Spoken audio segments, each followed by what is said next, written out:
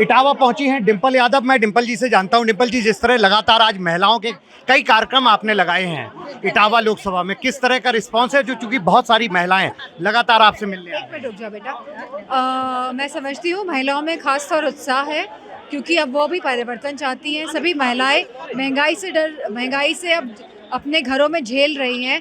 जहाँ शिक्षा आज महंगी है, जहाँ स्वास्थ्य सेवाएं महंगी है, जहाँ ये जो बिजली है वह महंगी है, तो कहीं ना कहीं महिलाओं को भी बहुत दिक्कतों का सामना करना पड़ रहा है। और लगातार उत्तर प्रदेश में जो महिलाओं के जो आंकड़े देखेंगे एनसीआरबी के, तो लगातार महिलाओं के साथ अपराध बढ़ते जा रहे हैं। तो कहीं ना कहीं मैं समझती हूँ लोग बदलाव के लिए और परिवर्तन के लिए वोट करने जा रहे हैं। इस चुनाव को किस तरह से देख रही हैं? जिस तरह से तीसरे चरण में भी चुनाव में जिस तरह आरोप शिवपाल यादव भी कहते हैं कि सरकारी मशीनरी का हुआ है, तो अब किस तरह से समाजवादी पार्टी तैयार है?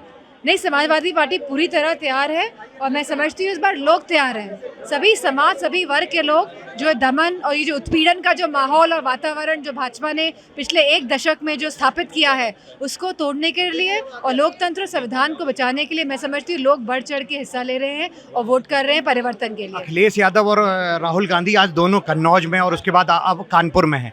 किस तरह से ये जोड़ी जो है, जिसका जो रिस्पांस मिल रहा है, उसका कितना आप इम्पैक्ट देखती हैं? मैं समझती हूँ दो वरिष्ठ नेता हैं पार्टी के, और क्योंकि गठबंधन और इंडिया ब्लॉक का गठबंधन और समाजवादी पार्टी लड़ रहे हैं चुनाव में, तो कहीं ना कहीं हम लोग मजबूती के साथ लड़ रहे हैं और कहीं ना कहीं मैं समझती हूँ इसका बहुत बड़ा असर देखने को। केजरीवाल को अंतरिम जमानत मिली है, किस तरह से देखेंगे? चूंकि आपकी इंडिया गठबंधन के एक हिस्सा है, क्योंकि आप पार्टी भी गठबंधन का हिस्सा है और सुप्रीम कोर्ट के माध्यम से ज़मानत मिली है।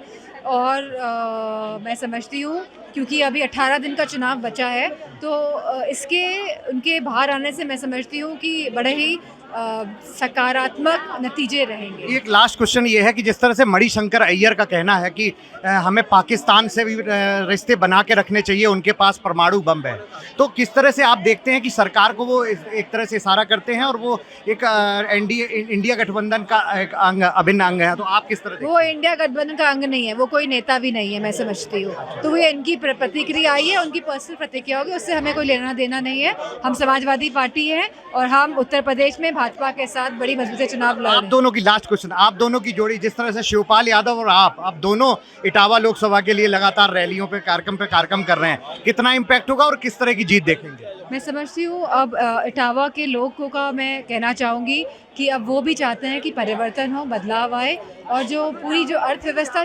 चरमराई है सभी के लिए, वो कहीं ना कहीं समय आ गया है कि अब चीज़ें ठीक हो।